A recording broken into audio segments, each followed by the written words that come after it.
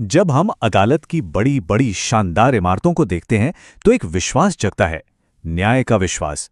लेकिन क्या हमने कभी सोचा है कि न्याय के इस विशाल पहिए को हर रोज असल में चलाता कौन है? आज की हमारी ये पड़ताल उसी इंसान के बारे में है जिसका नाम शायद ही किसी ऑर्डर में लिखा जाता हो, लेकिन जिसके बिना अदालत एक पल भी नहीं चल सकती।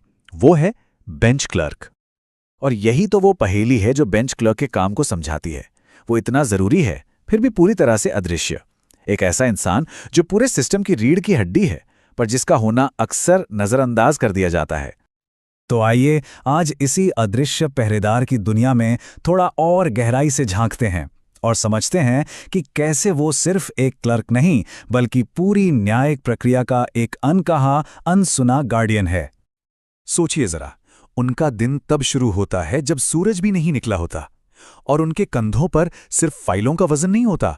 उन फाइलों में दबी होती हैं हजारों लोगों की उम्मीदें, उनकी जिंदगियां। तो चलिए अब बात करते हैं उनके काम की।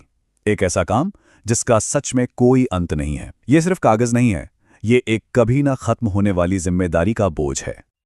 आपको अंदाजा है, भारत की जिला अदालतों में एक औसत बेंच क्लर्क के जिम्मे हजारों केस होते हैं। हजारों केस मतलब हजारों तारीखें, हजारों ऑर्डर और एक ऐसा काम जो कभी रुकता ही नहीं। और कोर्ट की कार्रवाई शुरू होते ही समझ लीजिए कि हर तरफ से आवाजों का एक तूफान सा आ जाता है। सबसे पहली आवाज होती है जज की, अगला केस। तो दूसरी तरफ से वकीलों का हुजूम है। सब अपनी बारी के लिए बेचैन, हर कोई अपनी फाइल मांग रहा है, फाइल दीजिए, फाइल दीजिए। और इसी हंगामे के बीच में पुलिस वाले आ जाते हैं। उन्हें तुरंत कोई वारंट तैयार करवाना है या कोई और जरूरी कागज चाहिए। और फिर है आम जनता जो बस अपनी अगली तारीख पूछने आई है। अब सोचिए, जज, वकील, पुलिस, जनता, इस सारी उथल पुथल के ठीक बीचों बीच खड़ा है सिर्फ एक बेंच क्लर्क। मतलब काम कभी खत्म होता ही नहीं है। अदालत खत्म हो जाती है, सब घर चले जाते हैं, पर बेंच क्लर्क की मेज पर काम बाकी रहता है। शनिवार, रविवार ये सब कैलेंडर में होते हैं, उनकी जिंदगी में नहीं। होती है तो सिर्फ जिम्मेदारी और कभी न खत्म होने वाली थकान। लेकिन ये लड़ाई सिर्फ काम के बोझ की नहीं है।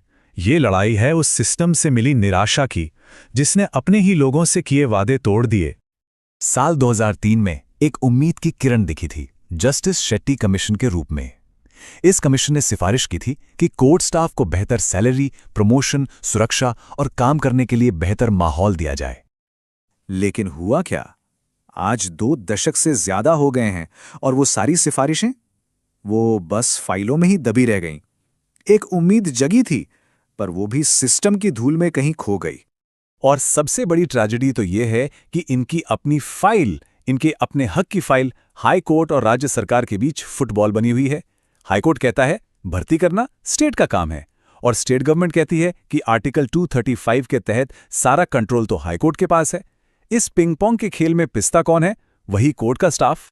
और जो बात सबसे ज्यादा परेशान करती है वो ये है कि हमारी अदालतों में पहले से ही लाखों केस पेंडिंग हैं और ऊपर से स्टाफ की 25 से 30% तक की कमी है। मतलब साफ है, कम लोग ज्यादा काम का बोझ उठा रहे हैं और इसका असर पूरे न्याय के सिस्टम पर पड़ रहा है। अब जाहिर है, जब सिस्टम में इतनी कमियां हो तो इसका सीधा असर उन लोगों पर पड़ता है जो इसे दिन रात चला रहे हैं। ये कहानी है उनकी अनसुनी आवाज की और उनके अनकहे संघर्ष की। अदालत के उस शोर में उनकी थकान किसी को नहीं दिखती, उनकी आवाज कोई नहीं सुनता, और उनकी मेहनत को खैर उसे तो कोई पहचानता ही नहीं। हमें ये नहीं भूलना चाहिए कि फाइलों के उस ढेर के पीछे एक इंसान है। उसका भी एक परिवार है, उसके भी सपने हैं, उसकी भी परेशानियां हैं, लेकिन वो दूसरों को न्याय दिलाने की कोशिश में अपनी ही जिंदगी की दौड़ में कहीं पीछे छूट जाता है। पर इतनी सारी चुनौतियों के बाद भी बेंच क्लर्क हार नहीं मानता, और शायद यही बात उन्हें न्याय का सबसे अनदेखा, सबसे अनसुना पर सबसे मजबूत स्तंभ बनाती है। वो न्याय की कहानी का वो मौन अध्याय हैं, वो अदालत के वो मूक प्रहरी हैं। असल में वो कड़ी हैं जिसके बिना न्याय की पूरी जंजीर ही टूट जाएगी। जब तक एक बेंच क्लर्क की मेज पर फाइलें सांस ले रही हैं, तब तक समझिए कि न्याय जिंदा है।